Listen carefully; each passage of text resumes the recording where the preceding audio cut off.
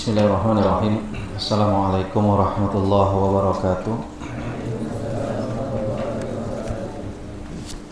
Alhamdulillahi hamdan katsiran thayyiban mubarakan fi kama yuhibbu rabbuna wa yarda, wassalatu wassalamu ala asyrafil anbiya'i wal mursalin nabiyina Muhammadin wa ala alihi wa sahbihi ajma'in, amma ba'd. Nah, lanjutkan.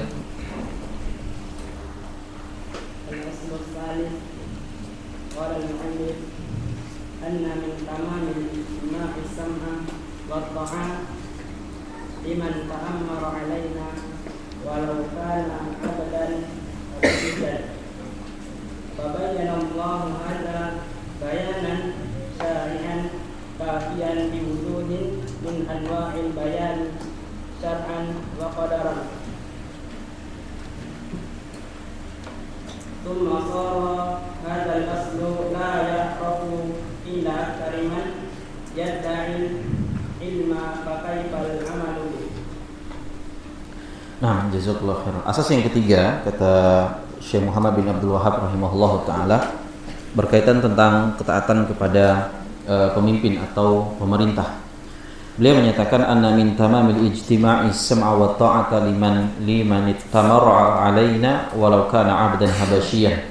Di antara tanda kesempurnaan persatuan, tadi di poin kedua kita bahas tentang persatuan, maka di poin ketiga beliau menyampaikan bahwa di antara kesempurnaan dari persatuan adalah ketika seorang itu mendengar as-sam'a wa ta'ah, mendengar dan patuh taat kepada pemimpin kita atau pemerintah yang sah kepada kita, sampai walau kana abdan habasyian, walaupun pemerintah atau pemimpin tersebut adalah seorang hamba sahaya atau orang berkulit hitam.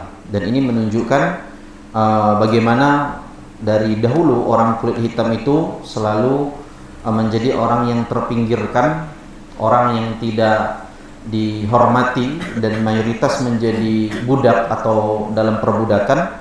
Maka tak kala Nabi SAW dan begitu pula Syekh di sini menyebutkan bagaimana kalau sekiranya pemimpin itu seorang hamba sahaya, orang berkulit hitam, maka tetap perintah agama ini mendengar dan patuh kepada pemimpin tersebut.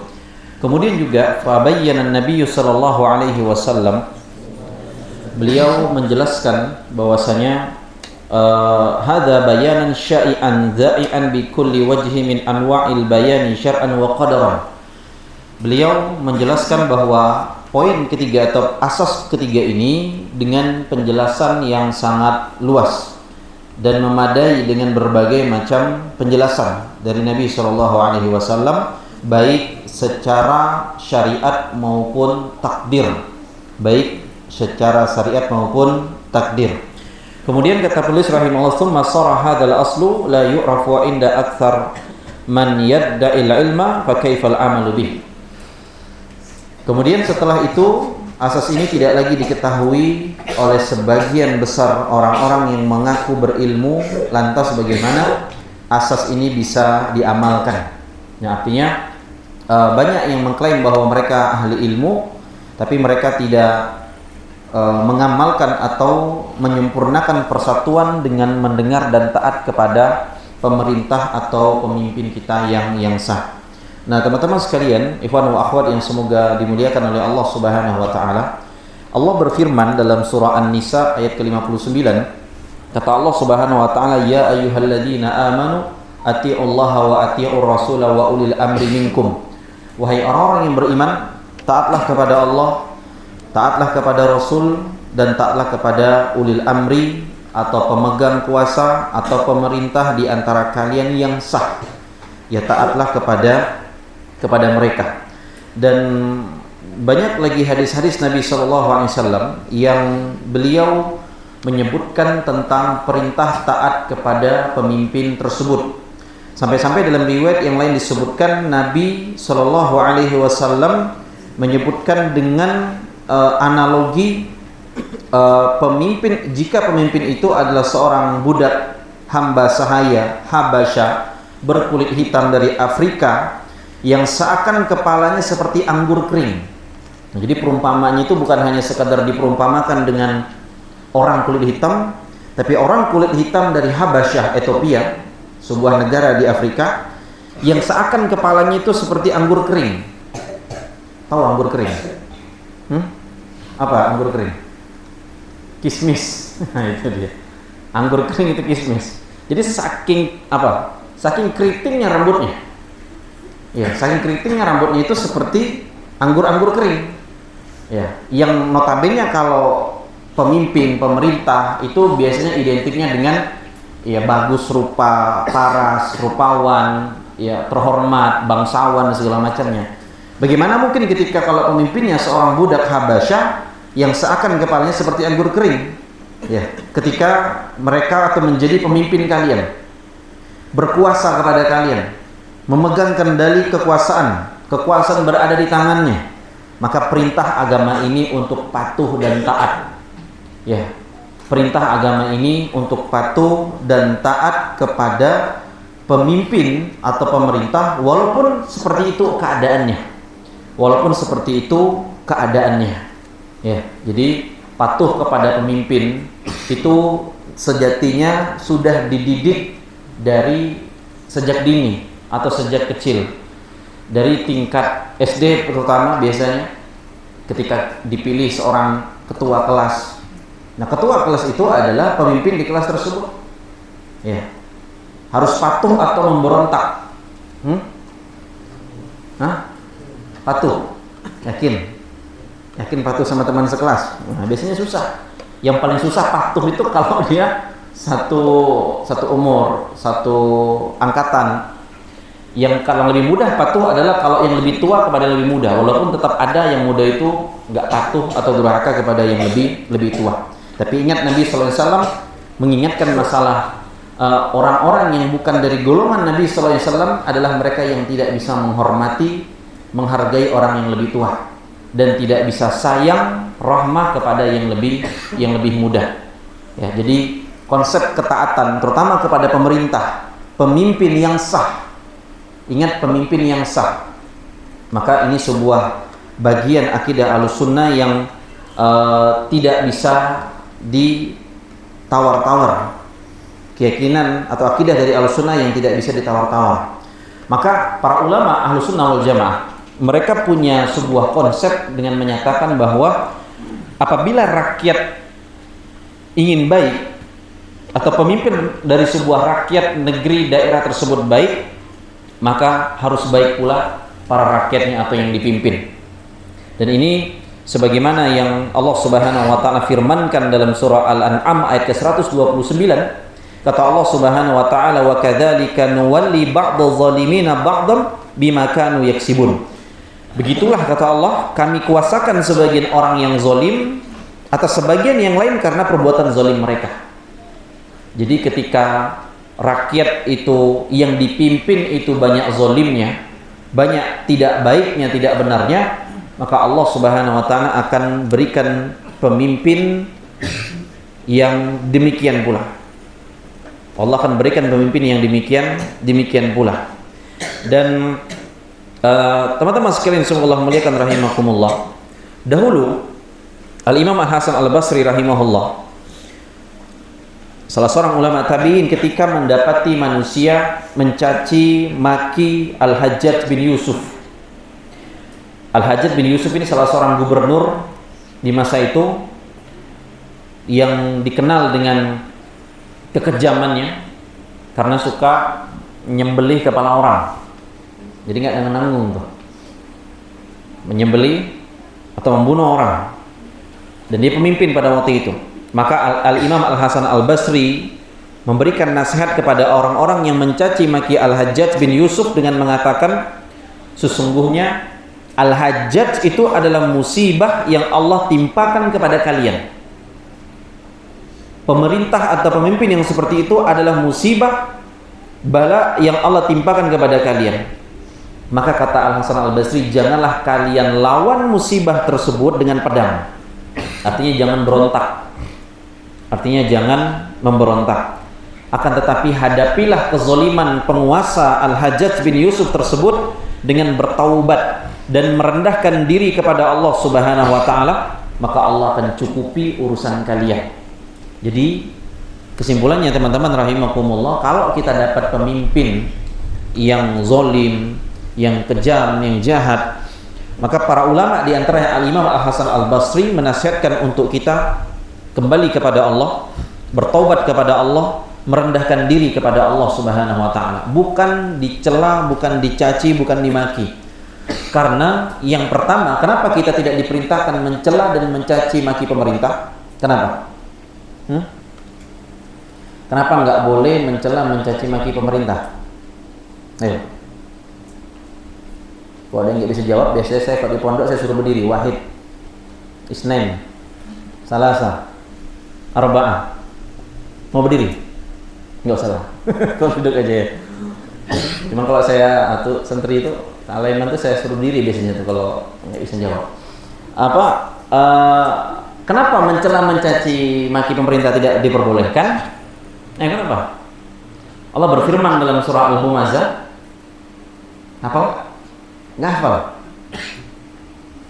Surah Al-Humazah. Apa kata Allah Subhanahu wa taala dalam ayat yang pertama? Celaka, kata Allah. Bagi siapa? Bagi setiap pencela, pencaci, pemaki dan pengumpat. Karena agama kita, ajaran Rasul kita Shallallahu Alaihi Wasallam bukan mengajarkan untuk mudah mencaci, memaki, mengumpat, sampai mengatakan pelaku dosa pun agama kita tidak menuntunkan. Agama kita tidak memerintahkan demikian. Ya, untuk memanggil seseorang dengan panggilan-panggilan yang tidak dibenarkan. Nah makanya yang pertama kenapa kita tidak boleh mencaci, memaki pemerintah? Yang jelas agama kita melarang. Sebagaimana di ayat pertama dalam surah Al-Humazah, Allah melarang caci makian, umpatan, ya. Dan yang kedua, ketika Allah memerintahkan kita untuk taat kepada pemerintah yang sah dan sabar atas ujian yang dihadapi tersebut, maka ini adalah di antara perintah besar Allah untuk kemaslahatan bersama kaum muslimin. Nah makanya sekali lagi ketika Al-Hasan Al-Basri rahimahullah mengingatkan bahwa orang yang mencela, mencaci, memaki itu nggak ada gunanya. Itu tidak akan memberikan manfaat kepada kebaikan dari pemerintah yang buruk tersebut atau pemimpin yang buruk tersebut. Karena keburukan dari pemimpin tadi itu adalah akibat dampak dari keburukan rakyat-rakyatnya tadi. Makanya sebagian para ulama itu juga menganalogikan permasalahan demikian ini dalam lingkup majelis ilmu. Dalam lingkup majelis ilmu. Ada apa? Ketika ilmu kebaikan Al-Quran dan Sunnah disampaikan, jika yang menerimanya tidak baik, maka tidaklah menjadi itu ilmu yang baik, ilmu yang bermanfaat. Ketika di antara kedua belah pihak yang menyampaikan atau narasumbernya atau juga yang menerima ilmu, yakni para penuntut ilmunya, tidak ada kebaikan di antara kedua belah pihak ini, maka kebaikan itu tidak akan terjadi dan terlaksana. Artinya, kalau ingin kita mendapatkan kemanfaatan dari ilmu, kebaikan dari ilmu, maka kedua belah pihak harus sama-sama baik, harus sama-sama bertakwa kepada Allah Subhanahu wa taala, harus sama-sama mendekatkan diri kepada Allah Subhanahu wa taala. Dan begitu pula ketika kita ingin sebuah negeri baik, maka rakyat juga harus baik, pemimpin juga harus baik. Mulainya dari mana? Mulai dari diri masing-masing, bukan menuntut kepada satu atau dua belah pihak. Nah, ini yang perlu dicamkan ikhwan wa akhwat, teman-teman sekalian yang semoga Allah muliakan, tentang bagaimana Allah Subhanahu wa taala memerintahkan kita untuk taat kepada pemimpin pemerintah yang sah, bukan diajarkan untuk memberontak. Maka adik-adik di sini, para pemuda, para pemudi, mayoritas saya lihat masih muda-muda, termasuk ustaz-ustaznya juga masih muda-muda gitu ya. Ya. Jadi masa yang akan datang kita hadapi pemikiran-pemikiran, karena kita nggak ada yang tahu teman-teman nanti dewasa, belajarnya kemana, kenal sama siapa. maka akan banyak pemikiran-pemikiran yang itu menghampiri kita. Ketika kita diajak untuk misalnya demonstrasi ke jalanan dengan dalih menasihati pemerintah, maka sekarang timbang lagi, apakah ini dibenarkan dalam tuntunan Allah dan Rasulnya sesuai dengan pemahaman generasi terbaik? Apabila tidak, maka jangan lakukan. Maka jangan lakukan. Maka daripada itu, sekali lagi, pemimpin yang zalim, para ulama ahlu sunnah bersepakat bahwa itu adalah akibat dari kezaliman rakyatnya. Pemimpin yang zalim itu adalah akibat dari kezaliman rakyatnya. Ya. Sebagaimana kenapa ilmu jadi tidak bermanfaat? Ya. Ma asabakum min musibatin fabima kasabat aydikum wa ya'fu an katsir. Apapun yang menimpa kalian itu akibat andil dari perbuatan kalian sendiri. Apapun yang menimpa kalian itu andil dari perbuatan kalian sendiri. Dan Allah Maha memaafkan dari banyak kesalahan-kesalahan kita. Ingat, pemimpin yang zalim itu akibat dari rakyat yang zalim pula. Maka sama-sama perbaiki masing-masing pihak. Dan kemudian yang perlu ditekankan juga dalam masalah poin ketiga ini, asas ketiga ini, bahwa jangan mencela pemimpin, jangan mendoakan keburukan bagi pemimpin, apalagi sampai mengkudetanya atau memberontaknya. Nah, maka kalau teman-teman yang masih muda-muda mungkin nggak pernah mengalami masa-masa negara ini transisi dari satu pemerintahan kepada pemerintahan yang lain, krisis yang satu kepada krisis yang lain, maka ketahuilah bahwa orang tua kita atau orang sebagian ikhwas ini yang lebih berumur sudah pernah merasakan melalui masa-masa negeri ini krisis. Ya, kalau ditanya senang atau bahagia? Nah, senang apa bahagia loh masa-masa krisis loh? Hah? Kalau senyum berarti bahagia ya. Senang saya waktu itu saatnya. Orang lagi krisis saya senang kan gitu. Ya.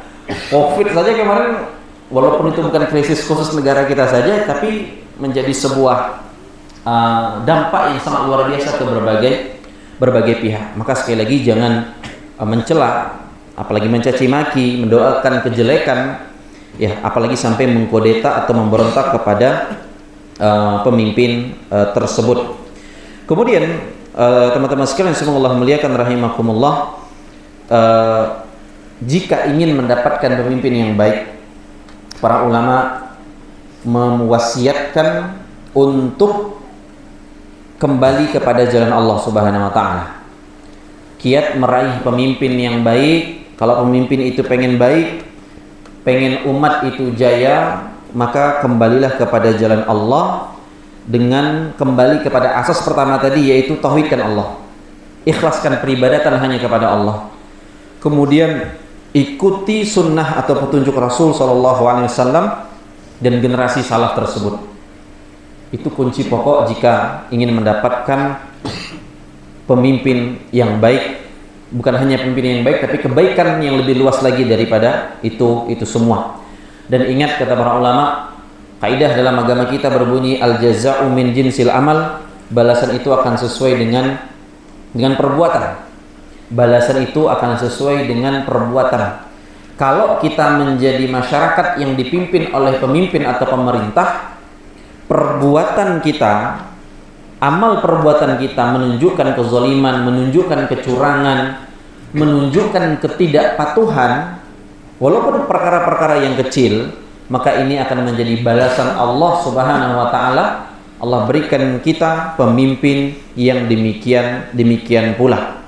Dan penting, kewajiban bagi para ulama, bagi para penuntut ilmu untuk saling mendidik, mengingatkan bagaimana sikap adil kita kepada pemimpin walaupun zalim, dan meluruskan kekeliruan dari oknum-oknum pemimpin tersebut, tentunya bukan dengan cara mencela ataupun mengkritik di muka umum atau malah menjadi provokator hingga akhirnya sebuah negeri itu menjadi kacau balau, menjadi ribut, ya. Dan ini diantara petunjuk yang disebut oleh para ulama bagaimana menyikapi atau bersikap adil dalam menghadapi pemimpin yang Nabi SAW umpamakan dengan seorang budak, seorang hamba sahaya dari Habasyah atau Ethiopia, menunjukkan tentang rendahnya derajat, menunjukkan tentang tidak ada nilainya. Tapi ketika agama ini memerintahkan untuk taat kepada pemimpin, walaupun demikian, maka taatlah. Ya, maka lakukanlah ketaatan selama itu bukan bentuk bermaksiat kepada Allah Subhanahu wa taala. Dan tujuan dari kenapa agama ini memerintahkan untuk taat kepada pemimpin tersebut, karena ini untuk kemaslahatan umumnya kaum muslimin, kemaslahatan bersama, bukan kepentingan pribadi. Karena kalau kepentingan pribadi, yang terjadi adalah kekacauan, yang terjadi adalah keributan, perpecahan, ya, dan kacau balau di mana-mana. Dan tujuan agama ini ketika memerintahkan untuk taat kepada pemimpin atau pemerintah yang sah, kalaupun ada keliru, nasihati dengan baik-baik, nasihati dengan sembunyi-sembunyi, bukan dengan terang-terangan. Ya, karena wibawanya tokoh, apalagi pemimpin dan pemerintah itu menjadi nilai di hadapan para masyarakatnya. Ya, karena orang-orang yang memiliki kedudukan, jangankan tokoh atau pemerintah, teman-teman, antunna, ya, walaupun masih muda, itu akan jadi penilaian di masyarakat, di luar. Oh, ini santri nih, oh ini anak pondok nih. Jadi penilaian kan, tindak tanduk kita, sikap kita itu akan menjadi nilai dari orang lain di luar sana. Walaupun pengaruh kita kalau kita nakal, berbuat sesuatu yang melanggar norma atau nggak baik gitu kan, misalnya berenang di sungai cuma pakai celana katuk doang misalnya gitu, pantas nggak santri sawung Quran berenang pakai celana katuk doang? Pantas apa nggak? Hah? Ada yang begitu? Wah, itu kelasah aja saya kayak gitu ya, bukan anak-anak masih balita nih gitu ya. Tapi itu kan nggak pantas begitu. Begitu pula kalau kita melihat pemimpin atau pemerintah kita, presiden kita lah misalnya gitu, berbuat demikian juga. Kalau secara pantas nggak pantas kan jelas nggak pantas, ya. Tapi kalau kita untuk nasihati di muka umum terang-terangan, ini bukan cara yang dituntunkan Allah dan Rasulnya, tapi yang dituntunkan adalah dengan nasihati secara sembunyi-sembunyi dengan baik-baik dari kekeliruan yang dilakukan oleh pemimpin atau pemerintah tersebut. Ya, ini mungkin poin yang ketiga ini bukan menjadi hal yang urgen di kalangan teman-teman di sini, terutama masih muda-muda. Kadang juga nggak ngerti dengan kondisi negara, kondisi pemerintahan. Ya, jangan-jangan nggak tahu kalau presidennya udah baru boleh. Tahu nggak? Hah? Apa merasa masih Pak Jokowi presidennya? Adik-adik nih yang mondok nih, nggak tahu ini kan? Nggak ngerti, dia mungkin lihat keadaan negara ini apa yang terjadi dan seterusnya. Tapi ingat, ini jadi pegangan teman-teman, antum dan antunna. Sebagai muslim, orang yang mengikuti Al-Quran dan Sunnah sesuai dengan pemahaman para salafus saleh, ingat kita diperintahkan untuk taat kepada pemimpin dalam hal yang ma'ruf. Dan ini perintah Allah dan Rasulnya, bukan perintah saya. Perintah Allah dan Rasulnya untuk taat, ya, dan lakukan dengan sebaik-baiknya. Nah, jadi ini mungkin sekarang bukan jadi hal yang urgen, tapi kelak antum-antuna beranjak dewasa, beranjak besar, melihat realita hidup gitu ya di luar sana, maka akan kadang merasa, wah pemerintahnya gini-gini aja, ini harga dinaikkan dan seterusnya. Akan mulai muncul perasaan-perasaan atau pemikiran-pemikiran yang akhirnya tidak terima dengan apa-apa yang ditetapkan pemerintah, apa-apa yang diputuskan oleh pemerintah. Mungkin sekarang merasa karena hidup masih diayomi sama orang tua, dicukupkan sama orang tua, nggak ada mikirkan mau presidennya Jokowi, mau presidennya Prabowo, rasanya sama saja. Iya, sama nggak? Hah? Tetap disuruh hafal Quran juga kan? Iya kan? Tetap disuruh belajar juga kan? Mau kurikulumnya merdeka kah? Kurikulumnya perbudakan kah? Tetap belajar? Tetap belajar nggak? Ngapain di sini? Ya tetap belajar. Tetap belajar. Ya, kurikulum tau nggak? Kurikulum merdeka, kurikulum apa? Atau lah tak merdeka, kayak kurikulum. Saya dulu ada kurikulum 13, KTSP segala macam-macam. Iya, Bapak metodologi dalam pelajaran-pelajaran. Nah,